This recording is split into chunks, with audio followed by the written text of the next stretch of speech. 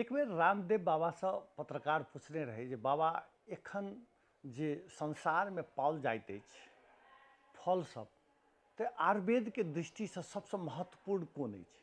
तो कहने रहथिन जे धात्रिक।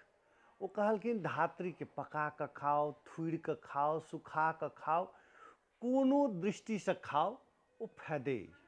तो धात्रिक के विषय में आई हम सब चर्चा करब जे धात्रिक कतेक गुण अछि, हजारों गुण से परिपूर्ण अछि।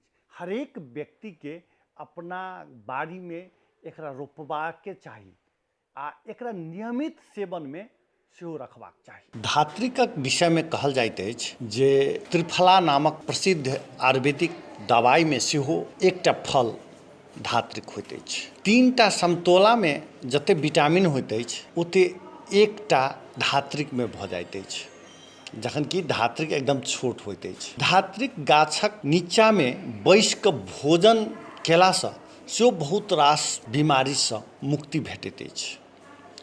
धात्रिक में विभिन्न रोग नीक पारक के क्षमता होइत अछि। एकरा सूखा चूर्णक रूप में बहुत रास दवाई में प्रयोग कयल जाइत अछि, अचारक रूप में वा बहुत रूप में एकरा प्रयोग कयल जा सकैत अछि।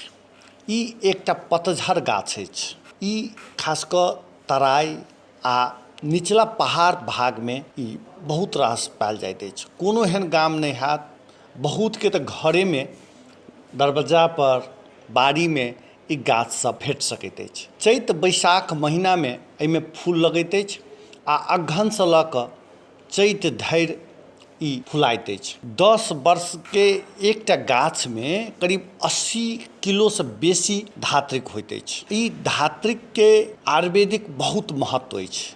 रक्तपीत जे मुँह, कान, आँखि, नाक, गुदद्वार, मूत्रद्वार में जे बहयवला खून होइत अछि ताहि में ई सेहो बड़ा प्रभावकारी काज करैत अछि। प्रमेह अर्थात वीर्य अथवा शरीरक अन्य धातु पातर भऽ पेशाब संग जे निकलि रहल होइत अछि ओहिमे सेहो धात्रिक बहुत काज करैत अछि। वायु विकार, पित्त विकार, कफ विकार मने त्रिदोष में सेहो एकर बहुत भूमिका अछि। कब्जियत लगायत बहुत रास, खास कऽ बहुत आदमी बूढ़ नहीं होय ताहि के लेल सेहो नियमित धात्रिकक सेवन करै छथि। आ एहिमे बहुत के एहनो देखल गेल छै जेकरा भोजन में रुचि नहीं लगैत रहै छै, ओ सब सेहो धात्रिक के भोजन या धात्रिक भोजन के क्रम में जे धात्रिक नियमित सेवन करै छै तऽ हुनका ठीक भऽ जाइ छै। आ धात्रिक तऽ घंटों प्रवचन देला पर नहीं कम भऽ सकै छै। संसार के अद्भुत फल अछि।